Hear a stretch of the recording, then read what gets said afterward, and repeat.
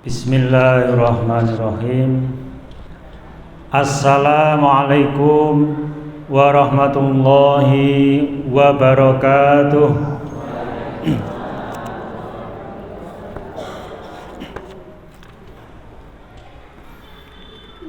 Innal hamdalillah nahmaduhu wa nasta'inuhu wa nastaghfiruh wa na'udzu billahi min shururi anfusina wassayyiati a'malina.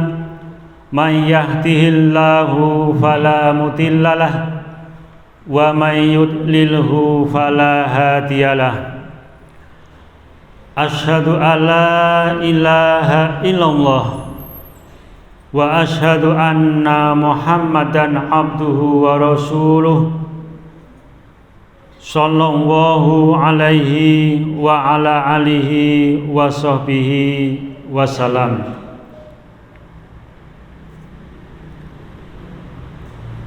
Ittaqillaha haitsu ma kunta wa asbi'is sayyi'atal hasanata tamhuha wa khaliqin nasi bihulqin hasan. Sesungguhnya segala puji bagi Allah. Kita memujinya, memohon pertolongan kepadanya, meminta ampunan kepadanya,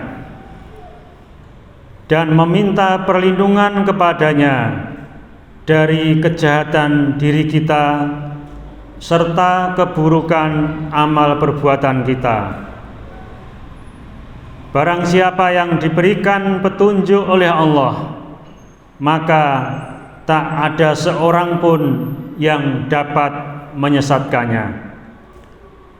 Dan barang siapa yang disesatkan oleh Allah, maka tak ada seorang pun yang dapat memberikan petunjuk.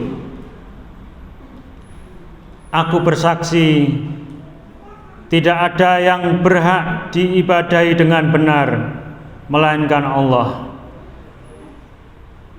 yang tidak ada sekutu baginya, dan aku bersaksi bahwa Muhammad sallallahu alaihi wasallam adalah hamba dan utusannya. Sholawat serta salam semoga terlimpahkan kepada Nabi Muhammad sallallahu alaihi wasallam, kepada sanak keluarganya, dan kepada para sahabat beliau serta orang-orang yang mengikuti mereka sampai dengan yaumil qiyamah.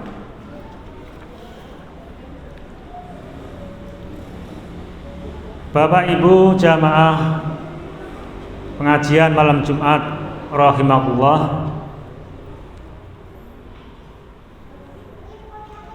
pada kesempatan kali ini, yaitu hari Kamis malam Jumat, seperti biasa kita mengadakan pengajian dengan materi umum supaya kita itu selalu diingatkan, selalu mendapat nasihat agama melalui kajian-kajian ataupun pengajian-pengajian yang senantiasa kita ikuti. Karena dengan sering kita mengikuti kajian, pengajian, maka insya Allah kita akan mendapatkan siraman rohani yang itu adalah bagian dari agama kita, yaitu agama Islam. Karena agama Islam itu diantaranya adalah nasihat, yaitu nasihat untuk selalu taat kepada Allah, nasihat untuk selalu beribadah kepada Allah, dan mengikuti sunnah-sunnah baginda Muhammad Rasulullah Sallallahu Alaihi Wasallam. Kemudian tadi di dalam mukadimah saya sampaikan hadis riwayat Tirmidzi yang sudah sering kita dengarkan, ittaqillah, bertakwalah kepada Allah. Ittaqillaha haitsu ma kunta, bertakwalah kepada Allah di mana saja kamu berada. Ini suatu nasihat yang sangat bagus. Jadi ketika kita bertakwa, jangan hanya kalau kita berada di masjid, jangan hanya kalau ada kita di pengajian atau di kajian, tapi nasihat tadi adalah bertakwalah kepada Allah di mana saja kamu berada, baik di masjid, di dalam pengajian, di rumah, di pasar, di jalan, dimanapun, maka senantiasa kita harus bertakwa kepada Allah. Kemudian berikutnya nasihatnya, iringilah keburukan dengan kebaikan yang dapat menghapuskannya. Jadi kalau ada perbuatan buruk dari perbuatan kita, maka segera tutupilah, iringilah dengan perbuatan hasan, baik, sehingga insya Allah perbuatan baik yang kita lakukan dapat menghapus perbuatan buruk yang telah kita lakukan. Dan yang ketiga, pergaulilah manusia dengan akhlak yang baik, yaitu dengan akhlakul karimah. Suatu 3 nasihat yang amat bagus yang disampaikan oleh Rasulullah melalui hadis yang tertera di dalam hadis Tirmidzi, yaitu yang pertama, bertakwa di mana saja kita berada. Yang kedua, selalu berbuat baik supaya bisa menutupi perbuatan buruk kita. Dan yang ketiga, hendaklah kita bergaul kepada sesama manusia dengan akhlak yang baik atau akhlakul karimah. Bapak Ibu jamaah pengajian rahimakumullah, selanjutnya marilah kita bersyukur kepada Allah. La in syakartum la azidanakum wa la in kafartum inna adzabi lasyadid. Barang siapa yang bersyukur, maka Allah akan tambah nikmat kepadanya. Dan kebalikannya, barang siapa yang berkufur atau tidak mau bersyukur, mengingkari nikmat-nikmat yang telah diberikan Allah kepada kita, maka janji Allah, inna adzabi lasyadid, maka tunggulah, Allah akan menimpakan azab yang pedih. Jadi marilah dalam situasi apapun, dalam keadaan apapun, dalam keadaan bagaimanapun, kita wajib bersyukur, yaitu merasa berterima kasih kepada Allah. Caranya bagaimana? Yaitu dengan cara memanfaatkan apa yang telah diberikan Allah dengan sebaik-baiknya. Kita diberi kesehatan, gunakanlah kesehatan untuk hal-hal yang baik. Kita diberi waktu yang luang, kita manfaatkan sebaik-baiknya. Kita diberi kesehatan, kita manfaatkan sebaik-baiknya. Sehingga insya Allah dengan mensyukuri nikmat Allah, maka kita akan ditambah nikmatnya oleh Allah Subhanahu wa ta'ala. Bapak Ibu rahimakumullah, Sebelum saya lanjutkan pengisian pengajian pada malam hari ini, pada malam hari ini adalah Kamis malam Jumat, atau dalam kalender Hijriah sudah masuk hari Jumat, yaitu sejak tadi sore matahari tenggelam. Jadi kalender Hijriah itu dimulai ketika matahari tenggelam sehingga harinya sudah berganti. Pada hari Jumat ada kesunahan, yaitu kita berzikir atau membaca surah Al-Kahfi. Oleh karena itu, sebelum saya lanjutkan, mari saya ajak bersama-sama kita baca surah Al-Kahfi ayat 1 sampai dengan ayat 10. Mari yang membawa HP dibuka, jangan buka yang lain ya. Ketika kajian, salah satu adab yaitu mengikuti kajian, yaitu menghargai orang yang berbicara, menghargai dai atau penceramah. Jadi ketika kita bermain HP berarti sudah tidak menghargai orang yang sedang menyampaikan ilmu, kecuali yang dibuka adalah sesuai dengan materi ataupun Al-Quran yang sedang kita bahas. Mari dibuka surah Al-Kahfi, surat yang ke-18. Kita baca ayat 1 sampai dengan ayat 10.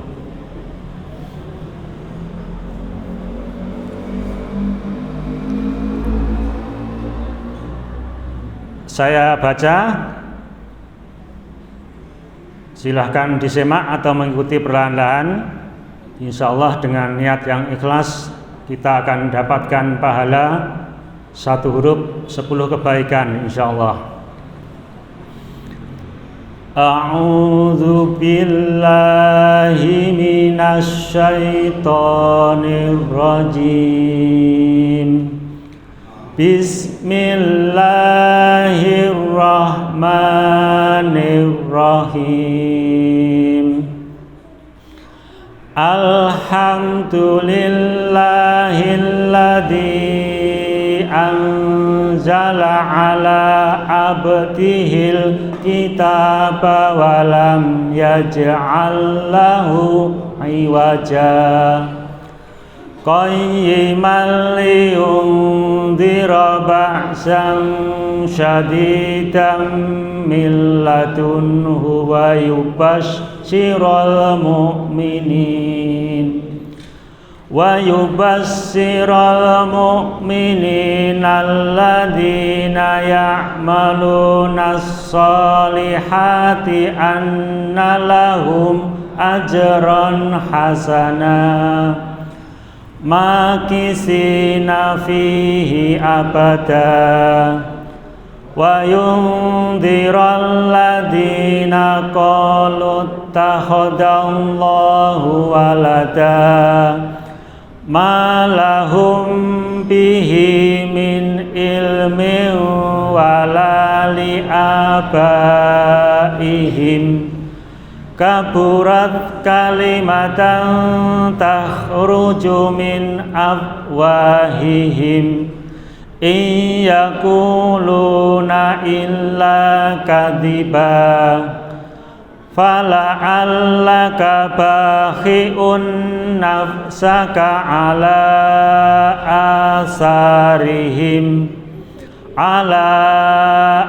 asarihim illam yu'minu bihadzal hadisi asafa inna ja'alna ma'alal ardi jinatan laha linabluwahum ayyuhum ahsanu amala wa inna laja'iluna ma'alaiha sa'idan juruja Am hasibta anna ashabal kahfi warraqimi kanu min ayatina ajaba id awal fityatu ilal kahfi faqalu rabbana atina min ladunka rahmah wa hayyi lana min amrina rasada. Alhamdulillahirabbil alamin. Allahumma arhamna bil Qur'an. Semoga kita semuanya mendapatkan rahmat dari bacaan yang sama-sama baru saja kita bacakan tadi dan mendapatkan pahalanya di sisi Allah Subhanahu wa ta'ala. Jamaah rahimakumullah, jadi pada hari Jum'ah itu ada sunnah-sunnah tertentu ataupun perbuatan-perbuatan, amalan-amalan yang dicontohkan oleh beliau Rasulullah Muhammad Sallallahu Alaihi Wasallam. Di antaranya tadi, kalau sempat atau mungkin disempatkan, kita bisa membaca surah Al-Kahfi di antaranya. Syukur bisa khatam dari ayat 1 sampai dengan terakhir, yaitu ada 110 ayat surah Al-Kahfi. Kemudian juga ada kesunahan untuk memperbanyak membaca sholawat kepada baginda Rasulullah Muhammad Sallallahu Alaihi Wasallam. Ketika hari Jumat, jadi mulai tadi maghrib sampai besok ba'da asar, itu adalah waktu yang sangat dianjurkan untuk memperbanyak sholawat kepada Rasulullah Muhammad Sallallahu Alaihi Wasallam.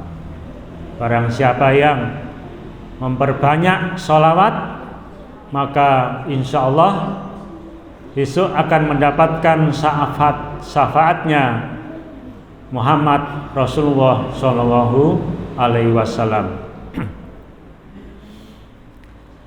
Jamaah rahimakumullah, pada kesempatan tausiah pada malam hari ini, pada kali ini, perkenankanlah saya sampaikan sedikit nasihat. Materi yang akan saya sampaikan yaitu dengan judul angan-angan orang yang sudah meninggal dunia atau akan meninggal dunia. Berarti orang ini dalam keadaan sakaratul maut, sudah mau mati. Ternyata ada beberapa peristiwa yang patut kita jadikan nasihat supaya kita yang belum sampai kepada saat itu, yaitu saat sakaratul maut ataupun saat kita dipanggil oleh Allah, kita tidak akan menyesal. Ternyata orang-orang yang meninggal atau akan meninggal itu banyak penyesalan yang mereka alami. Seperti yang nanti akan saya sampaikan dalam beberapa hadis dan firman Allah yang insya Allah akan menjadi penambah semangat kita untuk beribadah, beramal soleh selagi kita masih diberi kesempatan di dunia ini, yaitu di dalam ladang untuk mencari amal soleh yang sebanyak-banyaknya. Jamaah rahimakumullah, pada umumnya memang manusia itu diciptakan penuh ketamakan, ya. Murka. Jadi semua manusia itu punya angan-angan di dunia ini, tidak akan pernah habis keinginannya sampai mereka masuk ke dalam liang kubur. Jadi hanya kematianlah yang bisa menghentikan ketamakan, keserakahan, keinginan manusia di dunia ini. Seperti yang disampaikan di dalam hadis riwayat Bukhari, lau anna li ibni adama wadiyan min dahabin ahaba ayyakuna lahu wadiyanin walan yamla'an fahu illa turab. Seandainya seseorang itu memiliki satu lembah emas, umpama menungsa menika nggadhahi lembah nika nggih suatu halaman atau perkarangan dataran rendah ning wujudipun emas, nggih. Saumpama menungsa menika nggadhahi pekarangan sing isine emas, niscaya dia akan menginginkan untuk memiliki dua lembah emas lagi. Dados menika sampun dados qadarullah, bilih menungsa menika entenipun kurang kalian kurang. Senajan umpama duwe emas sak pekarangan, mesti bakal pengen duweni sing luwih melih. Syukur bisa lipet malipet-lipet, duwe siji pengene duwe loro utawa telu lan sak piturute. Nggih. Menika memang sampun dados umumipun watakipun menungsa wonten ing donya menika. Dan tidak ada yang bisa memenuhi mulutnya kecuali debu, turab. Tidak ada yang bisa memuaskan keinginan atau nafsu, di sini disebutkan memenuhi mulutnya kecuali debu. Atau tidak ada yang bisa menghentikan keinginan itu kecuali kematian, kecuali kalau sudah dikubur, mulutnya sudah diisi dengan tanah, debu, maka barulah mereka akan berhenti untuk memiliki angan-angan yang serba kurang tadi.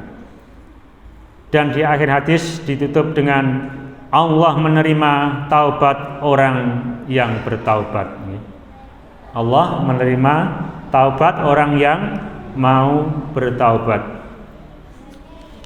Jadi itulah pada umumnya, pada dasarnya manusia itu memang sifatnya serakah, serba kurang, sehingga selalu ingin memiliki yang lebih sampai ajal menjemput.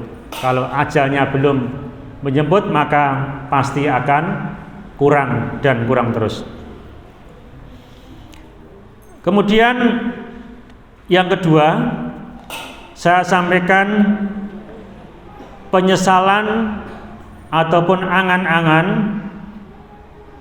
orang yang meninggal dunia. Di sini ada dua keadaan. Keadaan yang pertama adalah orang yang meninggal dunia tetapi orangnya itu orang soleh, orang baik. Maka ternyata ketika orang soleh itu meninggal, kemudian dilakukan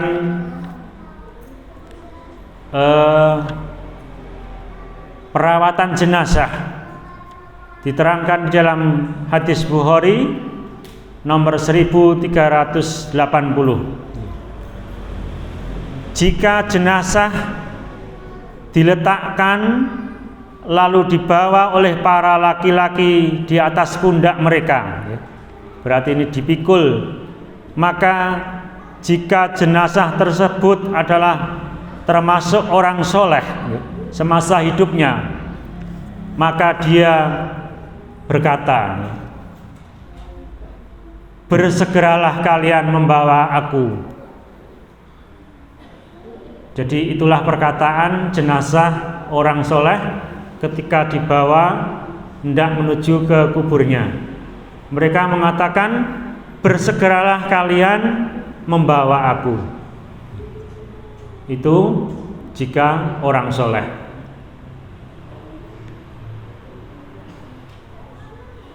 Kemudian ketika jenazahnya itu bukan orang soleh atau orang yang ahli maksiat, maka ia juga berkata, celakalah aku, akan kamu bawa kemana aku ini?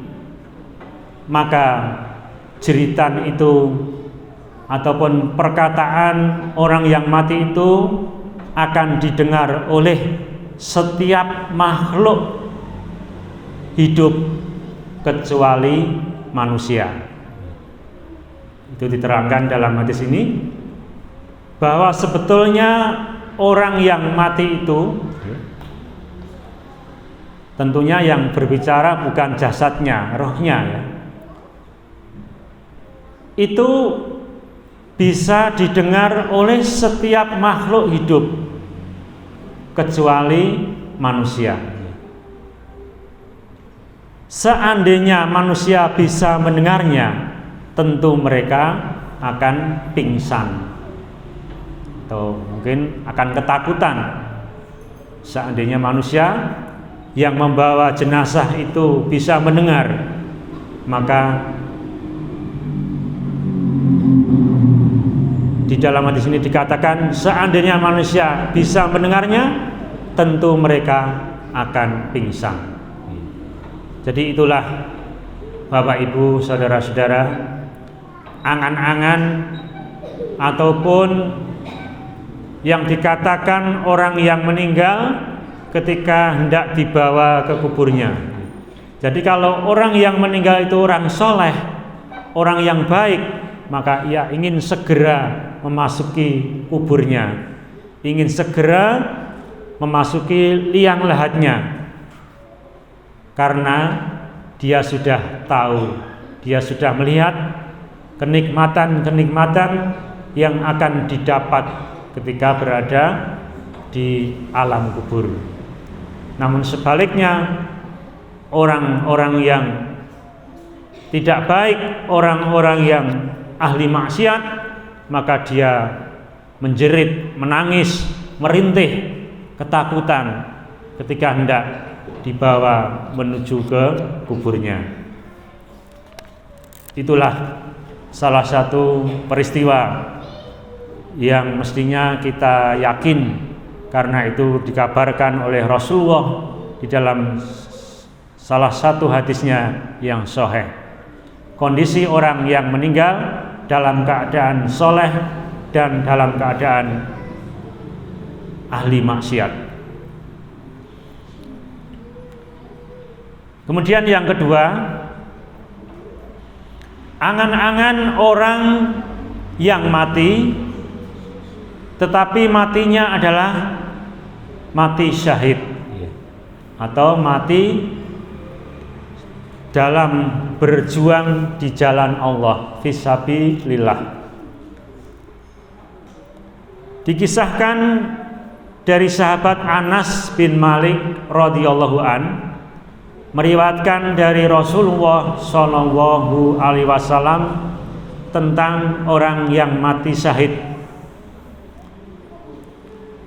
Tidak ada seorang pun yang masuk surga kemudian ingin kembali ke dunia kecuali orang yang mati syahid. Sampai di sini titik dulu ya. Jadi ini ada orang aneh ya. Orang sudah jelas masuk surga, tapi dia ingin dikembalikan lagi ke dunia. Nah ini kenapa? Sudah untung, sudah enak bisa masuk surga, kenapa dia malah ingin dikembalikan lagi ke dunia? Saya lanjutkan. Dan dia tidak menginginkan apapun di dunia. Ketika bisa dikembalikan ke dunia, dia tidak menginginkan apapun yang ada di dunia kecuali mati syahid. Dengan kata lain, dia ingin mengulangi supaya bisa mati syahid kembali. Jadi mati yang pertama itu mati syahid, dia sudah bisa melihat pahalanya, dia bakal masuk surga, namun dia punya keinginan untuk bisa mati syahid lagi. Makanya dia ingin dikembalikan ke dunia lagi supaya bisa mati syahid kembali. Dia berangan-angan untuk kembali ke dunia, kemudian terbunuh lagi sebanyak 10 kali. Masya Allah. Dia ingin mengulangi mati syahidnya 10 kali kalau bisa. Jadi mati syahid, mati, dihidupkan kembali ke dunia, mati syahid lagi. Seperti itu berulang-ulang sampai dengan 10 kali. Ini yang diinginkan oleh orang yang mati dalam keadaan syahid. Hal ini disebabkan oleh kemuliaan, keutamaan mati syahid yang dia saksikan ketika dia sudah mati. Jadi ketika dia mati sudah diperlihatkan keutamaan yang diperoleh bagi orang-orang yang mati syahid. Kisah tadi tertera di dalam hadis riwayat Muslim dan juga di dalam hadis Bukhari. Jadi as-sahihain, dua-duanya meriwayatkan hadis ini dari Anas bin Malik radhiyallahu an. Itu tadi yang kedua. Yang ketiga, angan-angan ataupun keinginan orang yang semasa hidupnya di dunia itu lalai ataupun kurang bersungguh-sungguh di dalam beramal soleh. Ini ada tiga peristiwa atau 3 angan-angan yang disampaikan baik melalui hadis maupun firman Allah Subhanahu wa taala. Yang pertama, ada orang yang mati ingin dikembalikan lagi supaya bisa melaksanakan sholat 2 rakaat. Berarti sholat 2 rakaat itu nilainya sangat tinggi, sangat agung, sampai-sampai diinginkan oleh orang yang sudah mati supaya bisa hidup untuk bisa melaksanakan sholat 2 rakaat. Tertera di dalam Sahih yang tertera di dalam kitab Tarhib wa Tarhib. Rasulullah SAW mendekati sebuah kuburan, kemudian bertanya kepada para sahabat. Ketika itu Rasulullah bersama para sahabatnya, siapakah penghuni kuburan ini? Rasul bertanya kepada sahabat yang menyertainya. Mereka menjawab, ini adalah kuburan si fulan atau kuburan si A, si B dan sebagainya. Lantas Rasulullah bersabda, 2 rakaat lebih dia cintai daripada dunia kalian. Jadi karena keistimewaan Rasulullah itu bisa mengetahui kondisi orang yang ada di dalam kubur ketika itu. Orang yang berada di dalam kubur itu sangat menginginkan sholat 2 rakaat daripada dunia dan seisinya. Jadi itulah keinginan orang yang sudah mati. Dia sangat menginginkan untuk bisa melaksanakan sholat 2 rakaat. Nah, entah ini sholat sunnah atau sholat apa, yang jelas nilainya sholat 2 rakaat itu lebih dia cintai, lebih dia inginkan daripada dunia seisinya. Kemudian yang kedua, ada orang yang mati tapi ingin kembali ke dunia supaya bisa bersedekah. Ini tertera di dalam surah Al-Munafikun ayat yang ke-10. Seseorang yang sudah meninggal dunia berangan-angan, berandai-andai untuk hidup kembali dan supaya bisa bersedekah. Di dalam surat Al-Munafikun ayat 10, saya bacakan artinya. Dan belanjakanlah sebagian dari apa yang telah kami berikan kepadamu sebelum datang kematian kepada salah seorang di antara kamu. Ini pada dasarnya kan ada perintah seperti itu. Allah di dalam beberapa ayat memerintahkan untuk membelanjakan harta yang kita miliki sebagian saja yang telah diberikan Allah kepada kita sebelum kematian itu datang kepada kita. Kemudian lalu ia berkata, yaitu orang yang sudah meninggal dunia, Ya Rabb, ya Rabbku, mengapa engkau tidak menangguhkan kematianku sampai waktu yang dekat? Kenging menapa panjenengan boten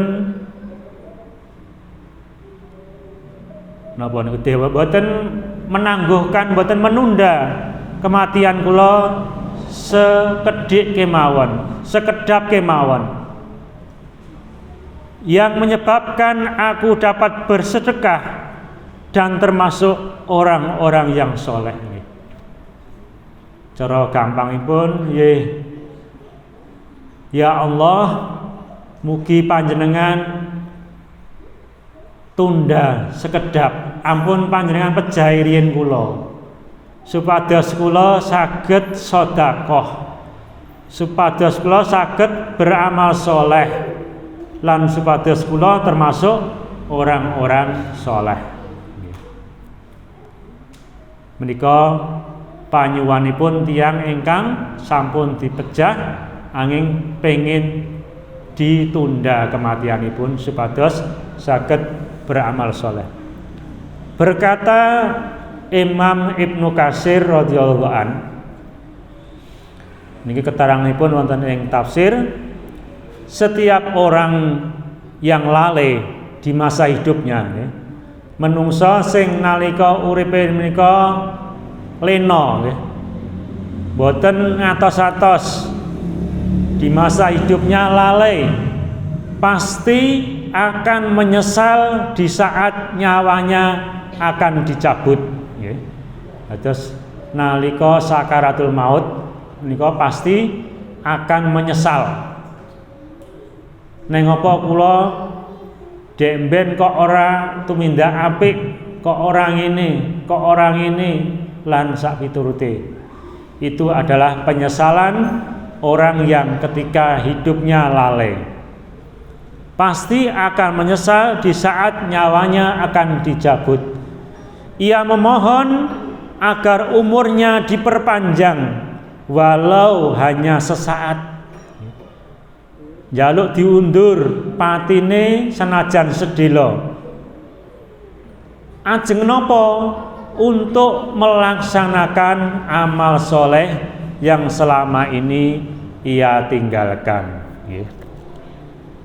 supados saged beramal soleh sing sak suwene uripe pun dikei wektu umur nggih pun kathah nggih sae pinten 50 taun napa 60 taun napa 70 taun nggih pun lumayan kathah ning kok lali kok dereng kathah amal salehipun. Nah menika badhe menyesal, badhe nyuwun dipun tunda, njaluk diundur patine supados saged beramal saleh. Nah menika penyesalan orang di kemudian hari ketika akan meninggal dunia. Yang terakhir tertera di dalam surat Al-Mu'minun ayat 99 sampai dengan 100, yaitu keinginan orang yang meninggal ingin juga melaksanakan amal soleh.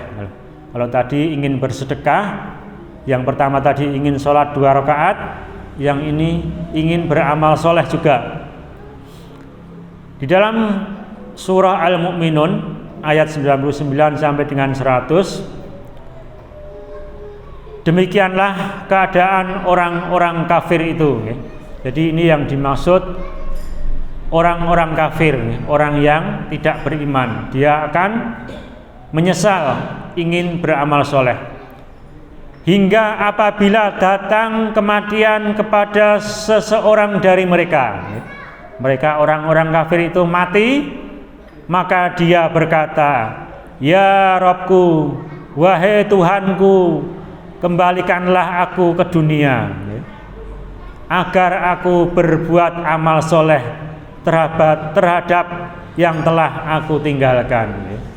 Orang-orang kafir itu menyesal.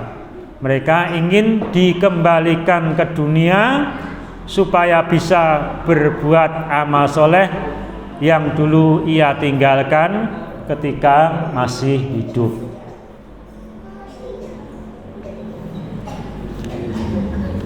Bapak Ibu, saudara-saudara, adik-adik jamaah rahimahullah, itulah beberapa peristiwa, beberapa kejadian yang kita harus yakin, karena kejadian itu dikabarkan lewat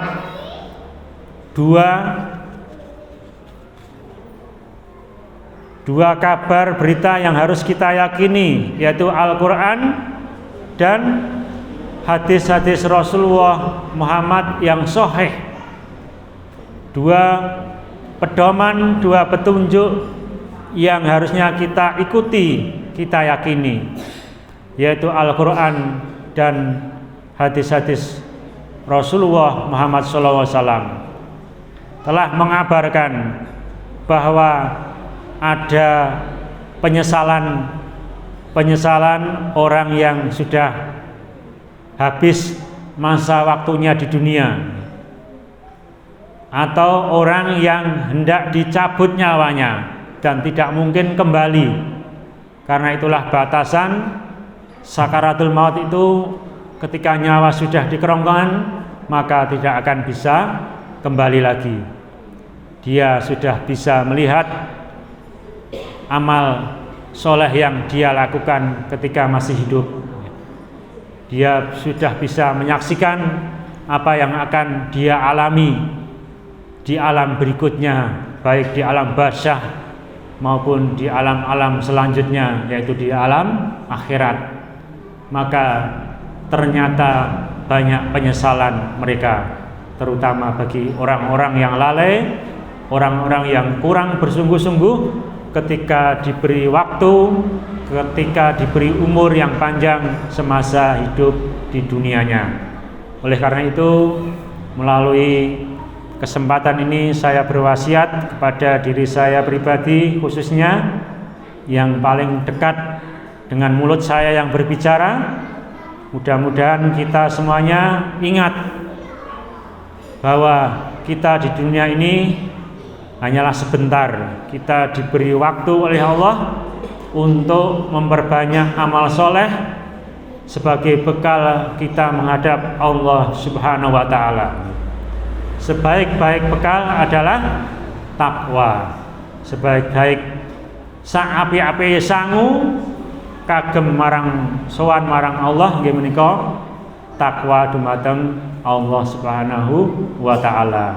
Mudah-mudahan apa yang saya sampaikan bermanfaat. Ada kurang dan khilafnya mohon dimaafkan. Aqulu hadza astaghfirullah. Assalamualaikum warahmatullahi wabarakatuh.